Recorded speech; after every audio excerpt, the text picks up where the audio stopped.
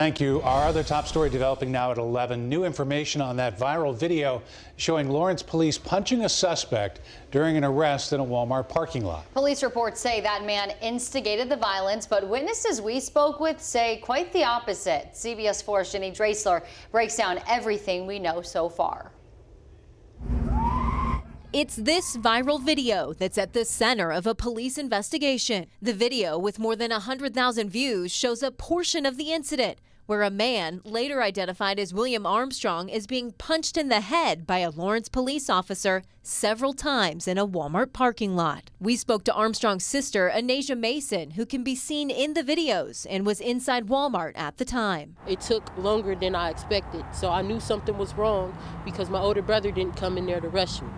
So something is telling me to hurry up and go outside. Mason says when she got outside, she saw her brother being punched in the face by police. A second video taken by another witness depicts a different angle and shows another officer kick Armstrong as he was on the ground. The same officer seen punching Armstrong earlier in the video is then seen punching him several more times. We spoke to multiple witnesses who wanted to remain anonymous, who characterized the incident as unnecessary. Very aggressive. Very aggressive. They didn't come to defuse. That's what it is. They did not come to defuse the situation. They did not come to defuse it at all. It all happened Tuesday afternoon around 4:30 when court documents say Lawrence police saw Armstrong illegally parked in a fire lane at the Walmart off Pendleton Pike on Indy's east side. Court documents say the officer asked Armstrong to stand behind his car because the officer said he was afraid Armstrong could have a weapon in his vehicle. And they say the 38-year-old acted, quote, aggressively. Police say a rifle was later found in the vehicle, but officers did not see it before the arrest. Court documents say Armstrong approached police and refused to put his hands behind his back. The report says Armstrong then began, quote, fighting and resisting. I raised my son to have respect. I raised him to also protect himself and his family. The things that I seen in the video and what my daughter told me had happened is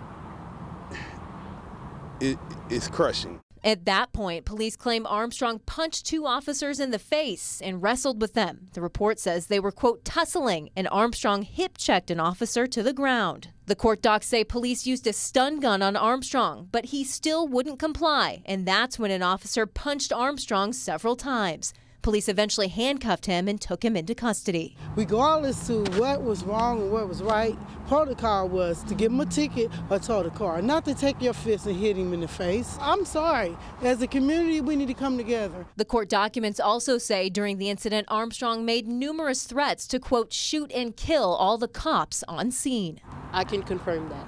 He did say those things. I can confirm that. I do not lie.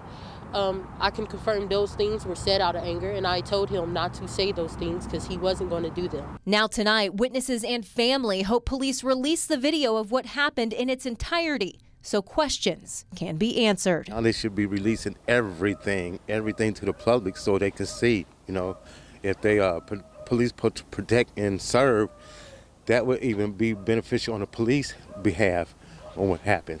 On the east side, Jenny Drasler, CBS 4 News. We have learned from the mayor of Lawrence at least one of the officers involved in this has been placed on administrative leaves. Court documents show Walmart does have surveillance video of that incident. Now, Walmart referred all of our questions to Lawrence police. It did release a statement saying, in part, the goal of this investigation is to conduct a thorough and impartial review of the circumstances surrounding the event to determine whether departmental policies and procedures were followed. The community's trust is of utmost importance, and we remain dedicated to upholding the highest standards of professionalism and integrity. Lawrence Mayor Deb Whitfield is also weighing in tonight, sending us a statement saying in part, quote, our city prioritizes the safety and well-being of those who engage with local law enforcement. We take these matters very seriously and are working with Lawrence Police Chief Curtis Bigsby to conduct a thorough investigation. We'll continue to follow this developing story and bring you the latest updates as we learn them.